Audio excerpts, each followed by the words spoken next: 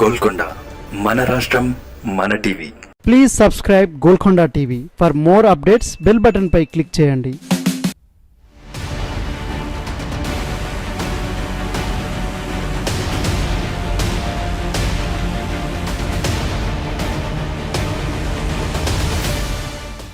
వచ్చే ఎన్నికల్లో భారీ సంఖ్యలో ఎంపీ స్థానాల్లో గెలుస్తామని ప్రకటిస్తున్న ఆ పార్టీ తెలంగాణలో చేరిన వెంటనే నాయకులకు టికెట్లిస్తోంది. ఇప్పటివరకు డబుల్ డిజిట్లో సీట్లు గెలవని ఆ పార్టీ ఈసారి ఆ మార్కు దాటుతామని చెబుతోంది. ఇప్పటికే తొలి జాబితాలో 9 సీట్లకు అభ్యర్థులను ప్రకటించి ముందంజలో ఉంది. మరో 5 సీట్లకు అభ్యర్థులను ఖరారు చేసేసింది. అయితే వీరంతా ఇలా పార్టీలో చేరి అలా టికెట్ పొందినవారే కావటం గమనార్హం.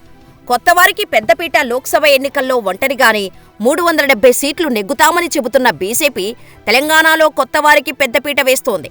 మిగిలిన 8 స్థానాలకు 2 రోజుల్లో అభ్యర్థిత్వాలను ఖరారు చేయనుంది. ఇప్పటివరకు వరంగల్ మినహా అన్ని నియోజకవర్గాలపైన స్పష్టత ఇచ్చేసింది. ఈ క్రమంలో 5 సీట్లలో కొత్తగా చేరిన వారికి టికెట్లు కేటాయించడం గమనార్హం. సిట్టింగును కాదని బీజేపీకి గత ఎన్నికల్లో తెలంగాణలో 4 ఎంపీ సీట్లు వచ్చాయి. ఇది ఎవరూ ఊహించినది. వీరిలో ఈసారి ఆదిలాబాద్ ఎంపీ సోయం బాపురావుకు టికెట్టు ఇవ్వలేదు. ఇక్కడి నుంచి మాజీ ఎంపీ గౌడం నగేష్ను దింపుతోంది. ఇక దక్షిణ తెలంగాణలోని ఖమ్మం, నల్గొండలలో బీజేపీ ప్రభావం శూన్యం. అయినప్పటికీ వాటిపై గట్టిగా ఫోకస్ పెట్టినట్టు తెలుస్తోంది.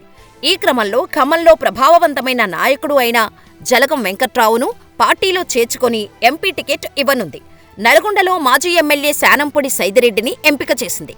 కాంగ్రెస్ నుంచి బీజేపీలో చేరిన 2009లో పెద్దపల్లి బీఆర్ఎస్ అభ్యర్థిగా పోటీకి దిగిన గోమాస శ్రీనివాస్ను మళ్లీ అక్కడ నిలపనుంది. మహబూబాబాదులో మాజీ ఎంపీ సీతారాం నాయక్ను పోటీ చేయిస్తోంది. వరంగల్లో మాత్రమే పెండింగులో ఉండగా ఇక్కడ ఉద్యమ నేపథ్య నాయకుడి కోసం చూస్తోందని తెలుస్తోంది. కాగా తాజాగా టికెట్లు ఖరారైన 5గురు కొన్ని రోజుల కిందట బీజేపీలో చేరినవారే కావడం గమనార్హం. నాగర్ కర్నూల్, జహీరాబాద్లోనూ నాగర్ కర్నూల్ టికెట్ను సిట్టింగ్ బీఆర్ఎస్ ఎంపీ రాములు కుమారుడికి, జహీరాబాద్ టికెట్ను సిట్టింగ్ బీఆర్ఎస్ ఎంపీ బీబీ పాటిల్కు బీజేపీ ఇచ్చింది. పాటిల్ పార్టీలో చేరిన 2వ రోజే టికెట్ పొందారు. రాములు కుమారుడికి 3వ రోజు టికెట్ లభించింది.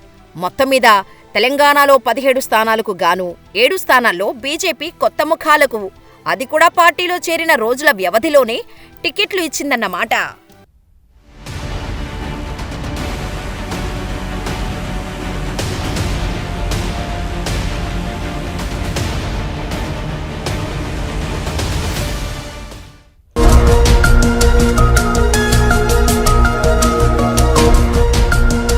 సత్యాలు చెప్పడానికి సాహసం కావాలి.